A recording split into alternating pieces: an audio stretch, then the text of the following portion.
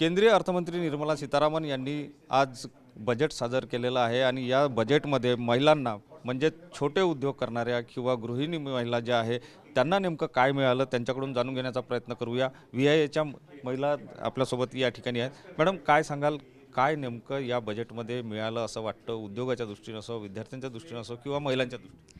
माननीय वित्तमंत्री सीतारामन मॅडमनी जे बजेट आज प्रस्तुत केलं आहे ते सगळ्यांच्याच फायद्याचं आहे।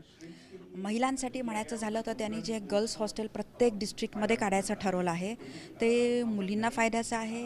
ओव्हरऑल पॅरेंट्सलाही टेन्शन येणार नाही, कारण ह्याची गरज होती जी त्यांनी आता प्रयत्नात म्हणजे ह्याच्यात आणण्यात सुरू केलं आहे।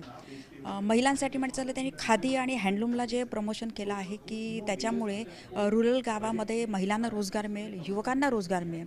शी मार्ट ही जी आपली त्यांनी जी पहिले सुरू केली होती त्यालाही त्यांनी एक्सटेन्शन दिलं आहे, त्यामुळे डेफिनेटली बऱ्याच महिलांना आता एंटरप्रिनरशिप व्हायला मदत होईल। बाकी जसं त्यांनी एक्सपोर्टची ड्युटी जी कमी केली आहे त्यांनीही महिलांना फायदा होणार आहे। ओव्हरऑल IT मध्ये त्यांनी बूमच आणलेला आहे। जे कनेक्शन त्यांनी जे गावागावात म्हणजे दिल्ली, वाराणसी जे सगळे सेक्टरमध्ये कनेक्शन दिले ते चांगलं आहे। शेतकऱ्यांसाठी खूप फायद्याचा, शेतकऱ्यांसाठी जो निधी त्यांनी सांगितला आहे तो तळागाळातल्या शेतकऱ्याला त्याचा फायदा होणार आहे आणि त्याची गरजही आहे।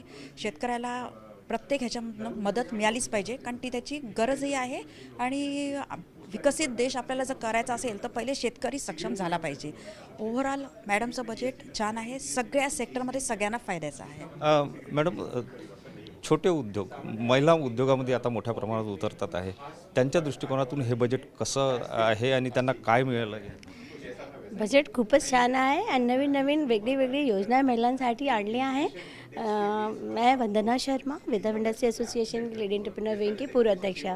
सीतारमण जी ने जो अपना बात बोला है कि सबका साथ सबका विकास, तो उन्होंने उसी को ध्यान में रख कर के ये बजट को लाया है। दिव्यांगसाठी, महिलांसाठी, किसानोंसाठी, सभी के लिए जो इतना सुंदर बजट उन्होंने लाया है तो उसके लिए मैं उनको बहुत बहुत धन्यवाद देती हूँ। आप देखिए कि उन्होंने टेक्सटाइल को बढ़ावा दिया, टूरिज़्म को बढ़ावा दिया, आयुर्वेदिक को बढ़ावा दिया है और बायो फार्मास्यूटिकल इंडस्ट्रीज़ को बढ़ावा दिया है। तो ये सब चीज़ों को अगर और खूब जॉब्स जो इन्होंने कॉरिडोर्स बनाए हैं रेलवेज़ के, उनमें फंड्स दिए, नए रेलवे लाइंस उन्होंने लाया है और काफ़ी जॉब अपॉर्चुनिटीज़ दी हैं।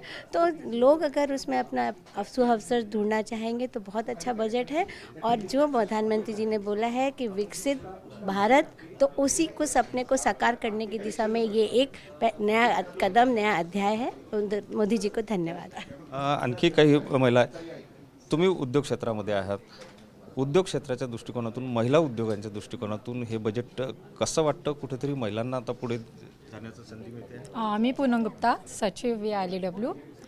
बजेट जर आपण सगळ्यांच्या दृष्टिकोनाने बघितलं की फारसं चांगलंच आहे, पण जसं आम्ही की यंग एंटरप्रेनर्स आहोत आम्हाला एक होप होते की इन्कम टॅक्समध्ये काहीतरी रिलॅक्सेशन मिळेल, पण ते होऊ शकलं नाही। आणि त्यांनी जे काही गर्ल्स हॉस्टेल्ससाठी प्रस्ताव दिलेला आहे ते खूप छान आहे। आणि आजकालची जी लाईफस्टाईल सुरू आहे त्याच्यात जर आपण बघू तर खूप सारी डिसीजेस होत आहे, लहान पोरांपासून वयापर्यंत ते कॅन्सर। आणि त्यांनी जे रिलॅक्सेशन दिलं आहे ड्रग्स 17 टाईप्स ऑफ मेडिसिनमध्ये ते खूप इम्पॉर्टंट आहे। आणि काय म्हणतात त्याला, वुमेन्ससाठी तर इन्फ्रास्ट्रक्चरमध्ये पण भरपूरसं त्यांनी स्कोप दिलेला आहे, जे विधी त्यांनी अलॉकेट केली आहे। तर ओव्हरऑल जर आपण बघू तर इट्स गुड। नक्कीच महिला उद्योगांमध्ये येणाऱ्या महिला असो किंवा मग साधारण महिला असो, सगळ्यांच्या दृष्टिकोनातून बजेट हे चांगलं असल्याचं महिलांकडून बोललं जात आहे। सुनील ढगे, TV9 मराठी, नागपूर।